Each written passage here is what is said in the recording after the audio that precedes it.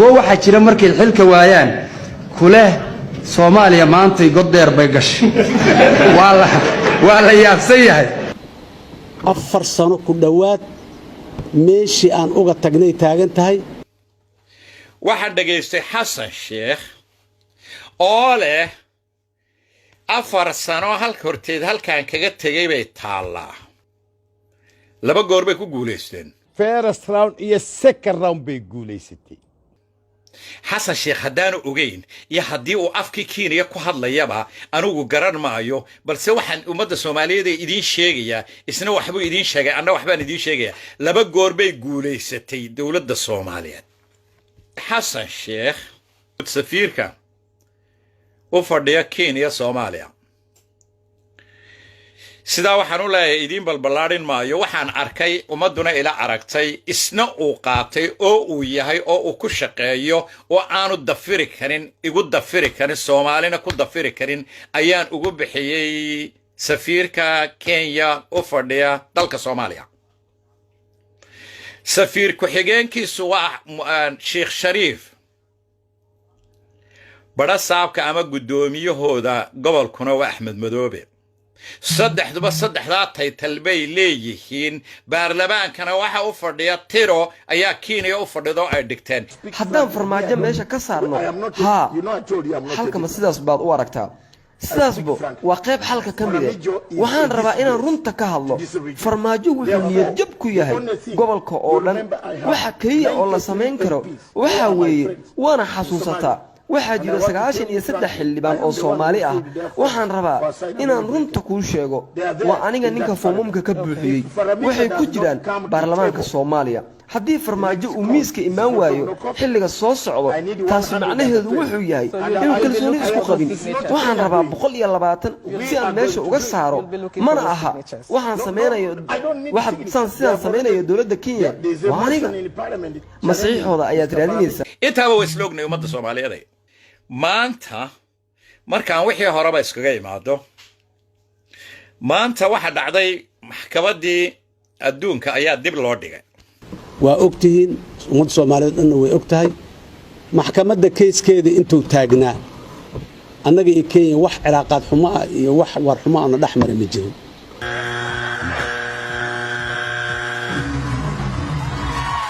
bishii Febraayo ee sanadkii hore xiriirka labada wadan ee Soomaaliya iyo Kenya si weyn ayuu hoos ugu dhacay waxay ka dambeysay markii Soomaaliya ay shir ku saabsan shidaalka ku qabatay magaalada London kadibna ay Kenya ku eedeysay Soomaaliya inay xaraashtay shidaalka dhulkeeda Soomaaliya waa ay beenisay taas waxayna sheegtay inaysan qorshaha ugu jirin xaraashka shidaalka ee dhulka la isku hayo tan iyo inta maxkamadda ICJ ay go'aan ka gaarayso Kenya waxay xilligaas u yeeratay safiirkeedii Muqdisho waxayna safiirka Soomaaliya ee Nairobi ku amartay inuu ku laabto Muqdisho xildhibaan Safiya Cabdinuur oo ka tirsan baarlamaanka Kenya iyadu waxay ku tilmaantay xiriirka xumaada ee labada wadan nasiib darro horta waa nasiib darro ayaan darro weeyaan anaka haddaan nahay ummadda Soomaaliyeed oo Kenyaanka ah waxaan rajaynaynaa oo ku faraxsanaa waqti kastaba dadka walaalaheena in xiriir wanaagsan inuu naga dhaxayo waqti kastaba iyo mar kastaba laakiin intan dambe hadda xiriirka xumaanayo aniga haddaan ahay gabadha Soomaaliyeed oo codka ku soo gashay doorashada codka ku soo gashay waxaan rajaynayaa oo ilaahayna ka baryayaa horta inuu xiriirkeena fiicnaa noo soo noqdo taangi ayaan anigu indhahayga saaray taangiyaal magaalada Beledxaawo dhex maraya ku ridaya rasaas madaafiic ku ridaya ayaan anigu hadda indhahayga soo saaray mana u adkaysan karo wax noocaas hameen hore waxay dhulka dhigeen magaalada Ceelwaaq waayahan oo dhan waxay leeynayeen dad iyo xoolo Soomaaliyeed ayagoo ku sheegaya inay yihiin argagixisan yihiin ku sheegaya ilaa gobolka Jubbada Hoose gobolka Gedo gobolka Jubbada Dhexe intaas oo dhan xataa Shabeellada Hoose marka duulaan rasmi ah oo dawlad ajnabihi dadka iyo dalka Soomaaliyeed ku soo qaaday weeye waxaan rabnaa in halkaan aan baaq ka jeedino dadka Soomaaliyeedna ugu baaqno inay isdifaacaan dawladda Soomaaliyeedna ay dadka difaacdo dawlad walba asalkeeda iyo shaqada muhiimka ah waxa weeye inay xuduudaha difaacdo waxaanu ognahay inay muxuu ahaayeeto meel degan qalaase ka sameeyaan inay soomaalida kala shukaansadaan oo isku diraan hadda waxay maraysaa marka in awal Soomaali ay iyagu hub soo siiyeen dagaalku ahaa hadda waxa laga hadlayaa iyagii baa dalka iyaga haysta golaha abwaanada qaranka Soomaaliyeed ayaa ka soo horjeestay go'aanka dawladda Kenya ee ku aadan darbiga ay ka dhisayso xadka Soomaaliya xilli maalintii shalay baarlamaanka Soomaaliya ay ka doodeen arintaasi tollaay Soomaaliya tollaay dawladayda tollaay ciidankayga geesigaayo tollaay ama maanta ay Kenya iyadoo dhulka iyaga haysata ay ku firdheen inay ku soo durkaan oo intii hadhana qaataan waxaan leeyahay ninka dhoofayow joog ninkii dhuuntadow soo bax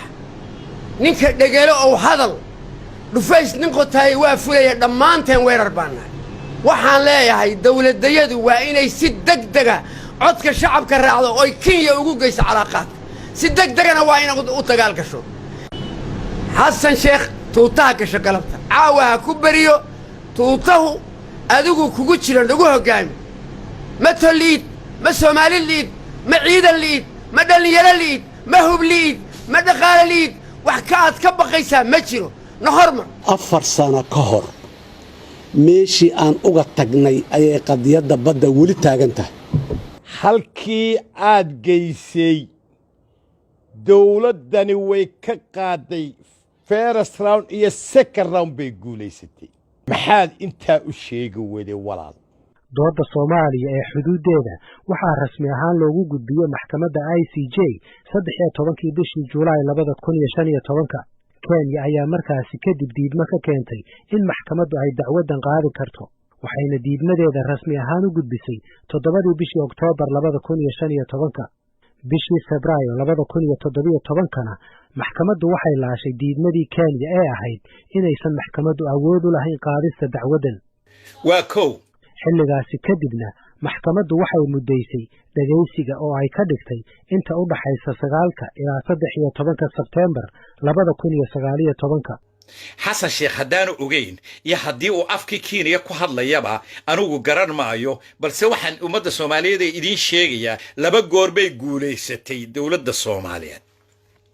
3 jeer ayaa qadiyada badda dib loo dhigay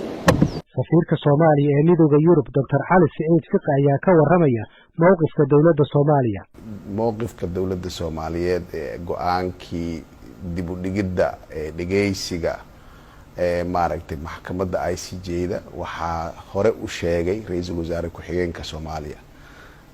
maalintii warqadda maxkamadda ka timid ayuu halkaa ka cadeeyay mowqifka dawladda Soomaaliyeed ani waxa kaliya aan ku darayaa waxay tahay maxkamaddan ICJ waa maxkamad madax bannaan oo xor ah marka arinta dib u dhigista dhageysiga maxkamaddu uma eexanin Soomaaliya waa kow Kenya oo iyadana maaragtay rabtay keeska dib loo dhigna lagama yeelin marka Kenyana uma eexanin waxay maxkamadda iyadii ayaa isu eexatay oo keeska ayay u eexatay waxayna rabtaa in labada dawladood si murun la'aan ah meeshii u yimaadaan ee keeskii maaragtay halkaa ay wada yimaadaan iyagoon murun ka jirin maxkamadda ayaa go'aan kale dacwadda waxaa mas'uul ka ahay dad Soomaaliyeed ah hogaaminayay dacwadda lawyer caalami ah oo Soomaaliyeed oo gabar Soomaaliyeed oo qiimo badan ah ayaa hogaaminaysay dacwadan waa la wada yaqaanaa dadku way yaqaanaan wajigeedii muuqaalkeedii aad keento munashama tan ku saabsan gabadha maaragtay lawyeradeenna ah gabadha waa gabar Soomaaliyeed Muna Sharmaan keeskii maalintii ugu horeysay ilaa iyo goordhow ayay ku jirtay muddo 4 bilood laga joogo ayaa ay madaxweynaha la soo hadashay waxay tiri madaxweyne shaqa ayaan ka helay World Bank marka sidaa darteed waan ka cudur daaranayaa marka Muna qof racdeyn karna male waa gabar soomaaliyeed oo muwaadinad ah oo runtii istaahisha in loo abaalgudo maaragtay in la yiraahdo muuna meeshi waa laga saaray waa ceeb bay Soomaalidan u tahay xeer ilaaliyaheeni guud ee biriga joogay oo aan hadda joogin kamid ma ah kooxdii dacwada waday booskiis waa bal jooga laakiin shaqo ma ku dhigo dacwadii keeskii faraha ay ku hayeen kuma hayaan intaas waxa ka sii dar dawladdu nooma sheegin cidii lagu bedelay waa dhiman karaan ayaga muxuu ah shaqada ka tagi karo khaladaada inta garaanaaba muxuu ah shaqada laga eriyo wax kasta iman karo laakiin meeshii mas'uuliyadii yaa loo dhiibay ilaa maanta ma ogin tan ku xigta oo iyadana meelaha la isla marmaraay la leeyahay looyaro cusub baa la hayar gareeyay oo la Soomaaliya ay dooratay waa been looyaradeeni waa kuwii maalintii ugu horeysay aan keeska badda geynay 2014 waa kuwii keeska ku dhex jiray waa kuwii maxkamad yimid oo daafacay waa kuwii dacwadii soo qoray waa kuwii haddana maaragtay u taagan inay keeska daafacaan marka ummadda Soomaaliyeed waxaan leeyahay waxa khalkhalka iyo maaragtay maxkamadda la siyaasadeynay maaragtay yaan lidinku maaragtay niyajibin keeskii meeshii buu yaalaa maxkamaddu yaalaa waxa dhiman aad ka warqabtiinna wuxuu yahay waa dhageysi un kaliya dacwad dambo la qoraayo oo looyaro maaragtay si qoraayo oo jawaabo la isu diraayo waa dhamaatay ilaa maxkamadan waxay leedahay markuu ugu horeyso qoraal baa jiro qoraaladii ayaa intaa socdeen hadda qoraaladii waqtigoodu waa soo dhamaadeen go'aankii maxkamadda ugu dambeeyay ayaa lagu soo sheegay wax dambo qoraalaha isdhigay oo laga ogolaanayo qolo laga ogolaanayo ma jirto sidaas darteed maaragtay keeskii wuxuu marayaa feeskii ah dhageysiga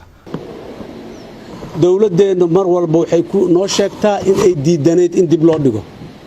laakiin wax cadeynaayo dawladdeenu in ay diidaneed marna dawladdu muxuu ahay shacabkana lama wadaagin golayaasha muxuu ahay inay la wadaagtay ay sida golaha wasiirada iyo golaha maxaan ku yiraahdaa baarlamaanka lama wadaagin mowqifka dawladda Soomaaliyeed ee go'aankii dib u dhigidda dhageysiga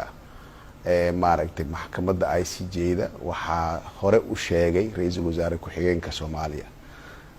maalintii warqadda maxkamadda ka timid ayuu halkaa ka cadeeyay mowqifka dawladda Soomaaliyeed ani waxa kaliya aan ku darayaa waxay tahay maxkamadan ICJ waa maxkamad madax bannaan oo xor ah marka arinta dib u dhigista dhageysiga maxkamaddu uma eexanin Soomaaliya laakiin dacwadaani ra'iisul wasaare ku-xigeen iska male wasiir male maxaan ku iraahdaa madaxweynaha iskala dacwadan waxaan rajaynaynaa oo niyad samida ay ku jirto waxay ahayd madaxweynuhu dadku inuu hor yimaado oo dadku u sheego waxa jira weli Uhuru ka hadlaya maxkamadda anigu ma arag tiim buu u dirsaday tiimkaas ka shaqeeya Prime Minister ku-xigeenku waa tiim isagaa hadlay maalintii dhaweyd isagaa yiri ma aqbalayno in dib loo dhigo go'aanka maxkamadda labadii goorba ee dib loo dhigay dawladdu ra'iisul wasaare ku-xigeenka oo lawyer ah international ah ayaa la wadaagay ummadda Soomaaliyeed labadii goorba afku ku hadlayana afkii xukuumadda kii ra'iisul wasaare iyo kii madaxweynaha inuu ku hadlayo wuna soo gaarsiiyay haddaan nahay shacabkii laakiin shaqadii waa la kala leeyahay waxyaabahan ka bedelnay dhaqanka siyaasadeedka hada jira ama hore u jiraan ka bedelna waxay tahay shaqooyinka waa la kala leeyahay waa in aad ku kalsoonaato dadka shaqada u dhibatay waa in prime ministerku uu shaqadiisa qabsado aad ku kalsoon tahay waa in prime ministerku wasiirkiisa uu ku kalsoon yahay waa in hay'adaha kale oo amniga ay shaqadooda qabsadaan laakiin haddii madaxweynuhu uu meel u bataagan yahay oo runtii prime ministerku naftigiisu uu meel u bataagan yahay oo uusan shaqada u ogolaanaynin dadka ka hooseeya institution kuma dhismo waxaan abuurmaaya runtii iska horimaad iyada naftigeeda maxaa yeelay haddii kalsooni aysan jirin wada shaqayn ma jirto marka anigu waan ku kalsoonahay xukuumaddeeda prime minister waan ku kalsoonahay wasiiradiisana waan ku kalsoonahay aan aaminsanahay shaqadii loo idmaday inay sidii loogu talagalay u hayaan doorasho maxaa laga qabtay yaa yaqaan madaxweynaha jamhuuriyadda federaalka soomaaliyeed markuu arkay qodobka 87 farqada koowaad iyo farqada labaad ee dastuurka markuu arkay qodobka 9aad xarafka fa ee dastuurka markuu arkay warqadda guddoomiyaha golaha shacabka baahida loo qabo in la ansixiyo lana meel mariyo sharciga waxa uu madaxweynuhu soo saaray sharcigan waxaa si rasmi ah loo oggolaaday sharciga doorashooyinka heer federaal marka uu madaxweynaha jamhuuriyadda federaalku saxeexay sharcigan waxaa loo daabici doonaa faafinta rasmiga ah ee jamhuuriyadda federaalka soomaaliyeed waxaan ugu yeelayaa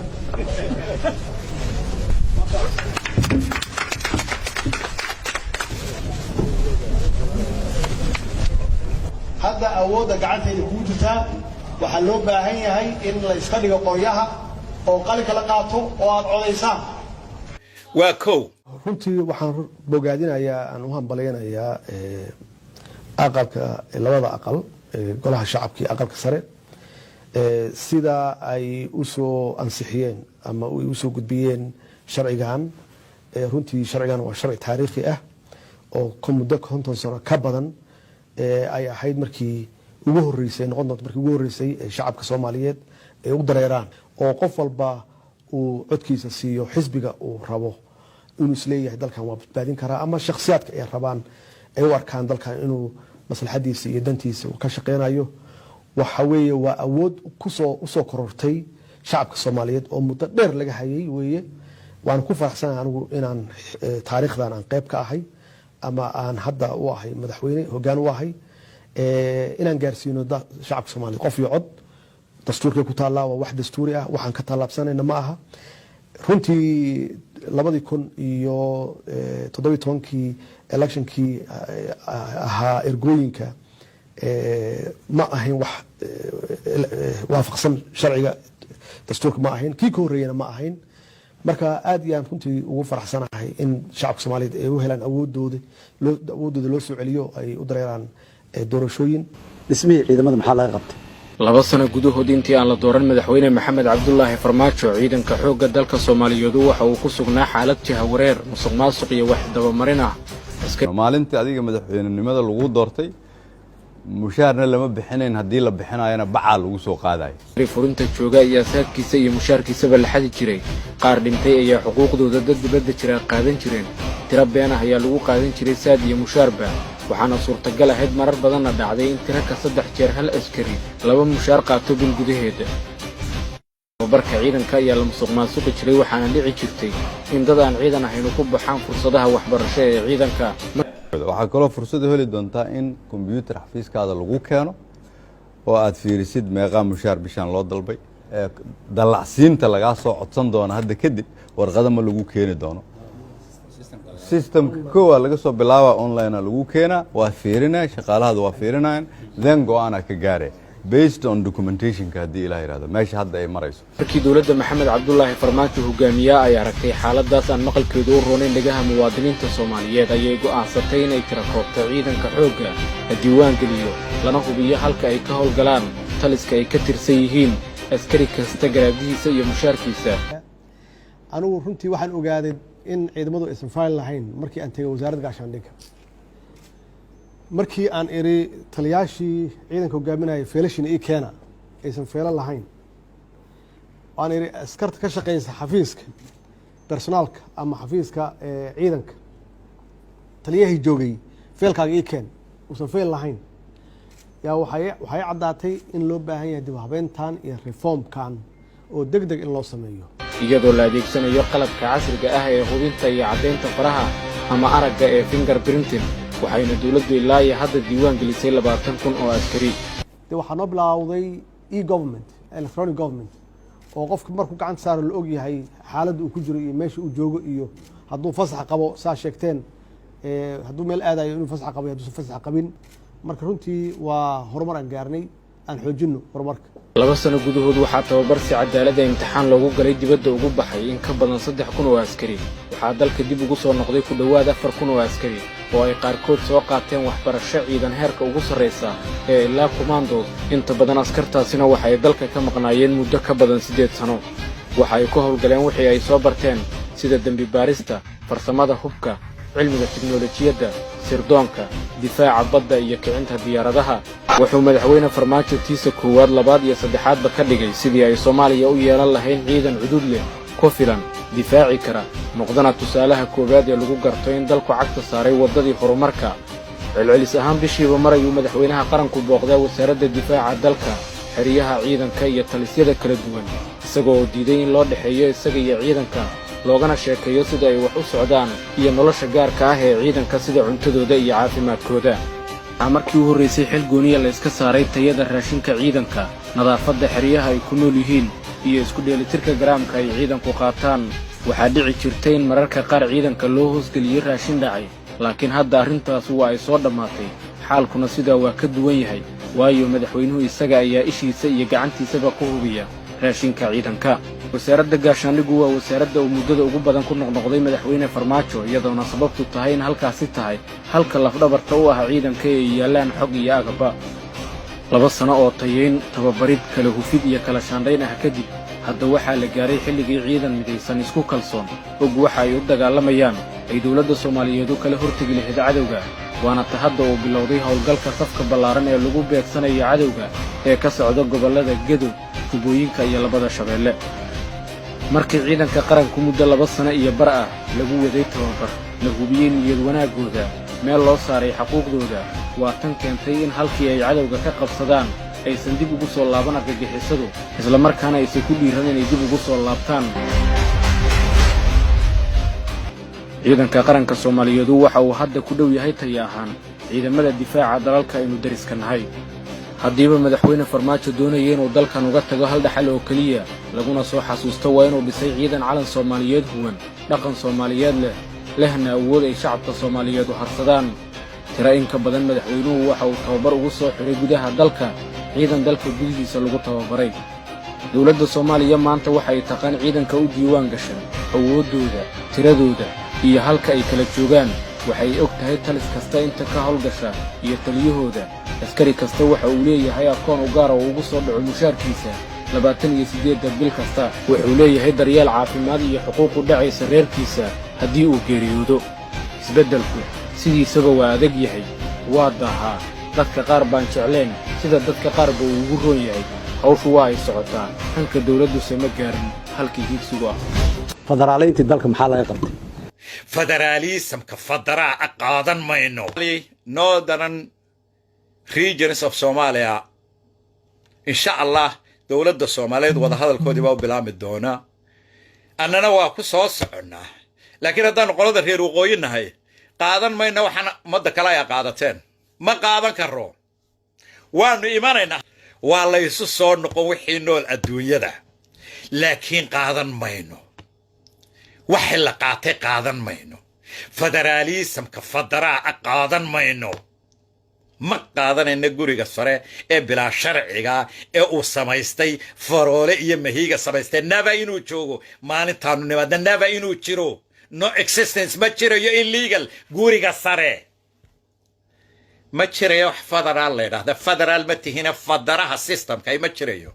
ma jiri doono gobollo yaryar oo inta qabiilooyin loo xidhxidhay intii kalena cunaha kaga duuban oo dabeetana mid intuu meeshii qabsaday qabiilooyin loo kala xidhay oo la yidhi isteedo oo kala xidhan oo la yidhaha maxay far right confederal qoladii lahayd federal baanu nahay oo waxa ogaataan waa confederal far right confederal baa la yidhaahdaa ma tiidin federal والله بيدان وهي فدرال هل قدم أو فدرالنا إننا كل سيستم كمان تيالا ما دعوان كرم من السي إيجي كرم من الشو سدانا كمان نقوم كرم كمان صبيري كرم كليه كنديش كمان توحويه وح أي دوبين جرو وون يا مهيجا يا إثيوبيا يا كينيا ما نقصي سعن دونتو دولة داني مدة إيجوكتي يا جرنا هالشيء عالمي أو يسوق شيء أو برلمان كلورجي كرم dekadii berberaa ku maqanoo 25 milyan ay qaateen labadoodu airportkii ugu dheeraa ee ciidamada ee berbera ayay 19 milyan ku qaateen oo ciidamo u saxeexeen kalluunkii bay shirkado u saxeexeen dekada puntland bay u saxeexeen macdanta puntland ee la guranayo imaaraad guranayo ee gobolladii bariga laga guranayaabay dhaqaale ka qaateen oo imaaraad u saxeexeen wixii muqdisho iskuul iyo dhakhtar ahaa ayay qaateen 30 milyan maxay 30 milyan badayadii bay iibiyeen iyo bariga wixii raacayay al-shabaab bay nagu abuureen gabray dalkayagii ku wareejiyeen kiiniya iyo kuukuyay ku wareejiyeen al-shabaab bay noo sameeyeen hablahayagii 17 jirada ahaa ilaa 21 jir ahaa ee aanay adduunyada weli ka dhicin wax hablo muslina oo yaryar dowladoodii oo dhoofisa oo dal kale u dhoofisa oo ilaa maanta aan mid laga haynin inan caara oo 17 jira wax dowlad sheeganaya oo qabta oo celiya oo qabta mooyaane wax inani may dhoofi jirin shalay dowladii siyaad barre lama ogolayn baasaboor inay qaadato islaantana odageeda waa inuu kaxeeyaba sidaasay kaga bixi jireen dalka habla caara oo muslimiin ah nimanka carab u geeyo aynu ognay waxay dumar siday u galaan ognahay raggii qaaday hablahayagii gaajoonayay ee ka soo iibiyey ee aan ilaa maanta mid laga haynin ayaa welina hor taagan oo welina hor maxay nala murmaya oo ummadda Soomaaliyeed weli la garnaqsanaya oo iyagu weliba ku indhacad oo na dhex jooga oo qarsacabka u garaacaya Ethiopia tagteen oo maalintii ugu horeysay adduunka ay dhacdo madaxweyne Soomaaliyeed oo intuu isdhex taagay yiraahdo waa Ethiopia jigjigi waa markii ugu horeysay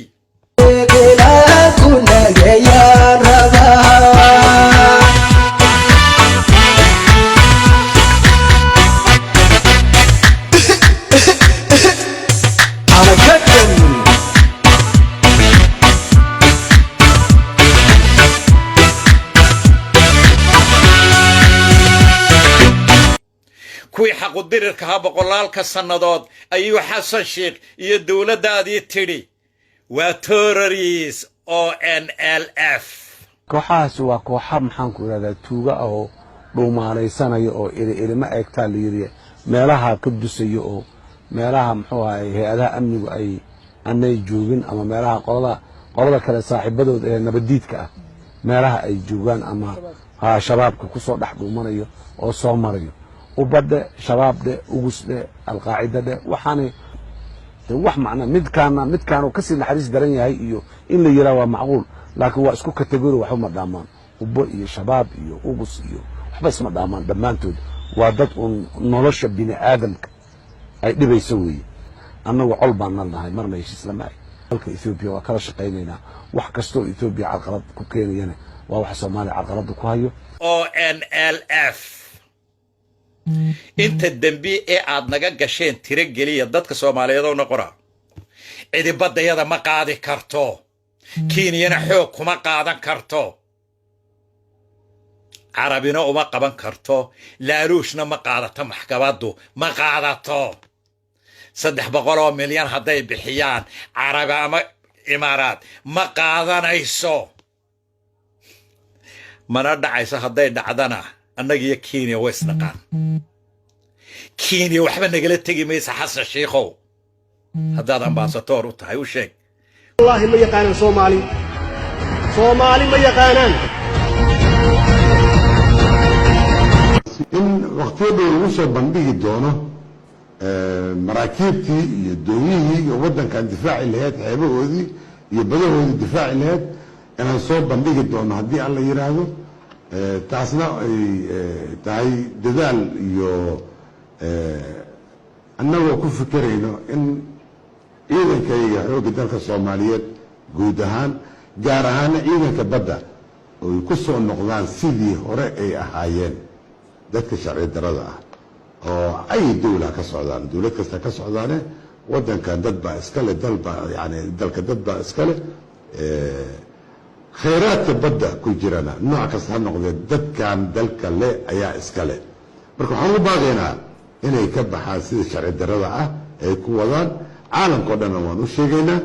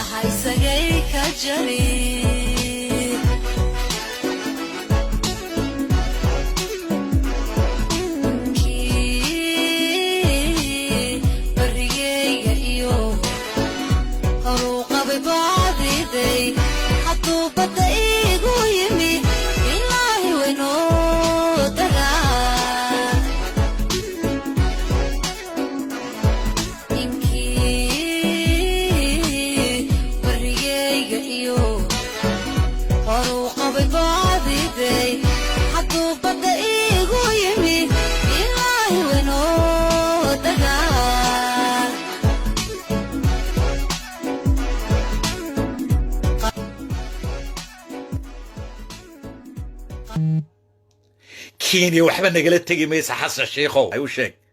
إلهي رابط وبالله التوفيق